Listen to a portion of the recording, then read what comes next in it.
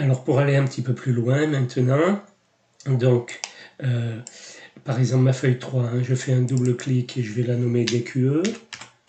Voilà. Alors une petite astuce, lorsque je veux les imprimer, soit j'imprime une seule feuille, hein, j'ai déterminé à l'avance, par exemple en faisant comme ça, voilà. Je sélectionne les cellules que je veux imprimer juste et pas plus. Je vais dans mise en page, donc j'ai sélectionné zone d'impression, définir, voilà. Donc il va m'imprimer ça, pas plus, pas moins. DQE, donc pareil, je vais venir ici, voilà, et je vais lui dire, lorsque je suis monté tout en haut à gauche, zone d'impression, définir. Tout ça, c'est dans l'onglet mise en page. Hein, voilà. Donc, alors si je veux les imprimer, hein, je fais CTRL-P. Là, je vais dans pas de mise à l'échelle. Sinon, je peux mettre toutes les colonnes pour une page ou mettre carrément toutes les lignes ou ajuster la feuille à une page. Enfin, il y a X façons de faire, mais bon, les colonnes en principe ça va pas mal. Voilà. Je peux faire pareil pour le DQE, hein, donc CTRL-P, mais sinon vous pouvez le faire avec imprimer, ça marche aussi, en allant dans Fichier, puis imprimer ici. Voilà, donc là, de la même manière, pas de mise à l'échelle où je mets toutes les colonnes sur une page, voilà, c'est comme ça.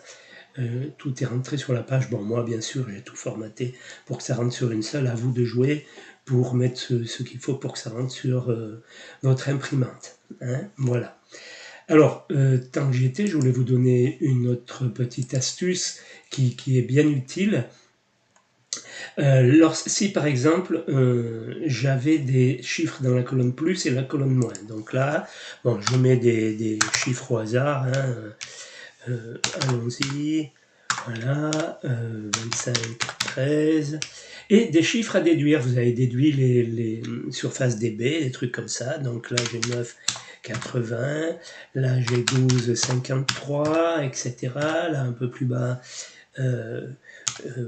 17, 30, voilà. Donc là, je vais venir calculer la somme de tout ça, 100 en plus, 100 en moins. Hein, je suis dans la colonne des plus et des moins de la feuille de mes traits. Donc je viens sélectionner mes deux cellules, format de cellule, bordure, je viens sélectionner l'épaisseur du trait, tac, il me met tout le trait en bordure, donc vous voyez, là, j'ai...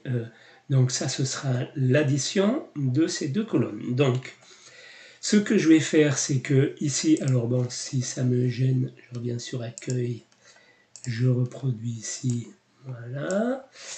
Donc là, je vais calculer le total de ça, hein, ce total-là en français. Donc je viens dans fonction somme, c'était déjà validé. Alors je peux y aller cellule par cellule, hein, il sait faire aussi bien sûr. Je ne l'avais pas montré tout à l'heure, mais ça il peut le faire. Voilà, tac.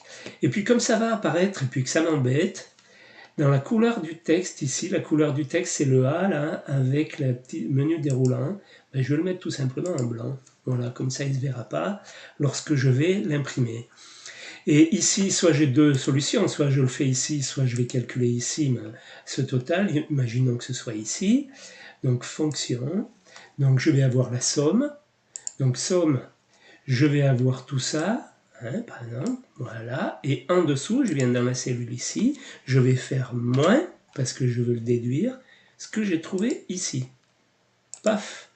Et donc, ce que j'ai ici, c'est ça, moins ça. Voilà, par exemple. Hein.